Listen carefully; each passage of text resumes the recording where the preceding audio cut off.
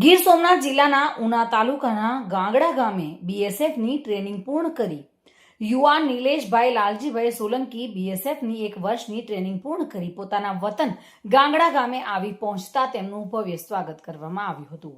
ગાંગડા ગામનું ગૌરવ અને હિન્દુ બાબર સમાજનું નામ રોશન કરનાર સોલંકી નિલેશનું સાદાઈપૂર્વકનું સન્માન કરવામાં આવ્યું હતું, જેમાં ગાંગડા ગામના સરપંચ સહિત આગેવાનોએ ભવ્ય સ્વાગત કર્યું હતું. હિન્દુ બાબર સમાજના આગેવાનો જીવાભાઈ વાઢેર, પરેશભાઈ સોલંકી, જગદીશભાઈ ખોરાસિયા, પત્રકાર બાબુભાઈ વાઢેર, જાફરાબાદ વિપુલભાઈ વાઢેર સહિત પરિવારોએ તેમનું સ્વાગત અને સન્માન કર્યું હતું. બાબુભાઈ વાઢેર સાથે bureau report, today Gujarati news.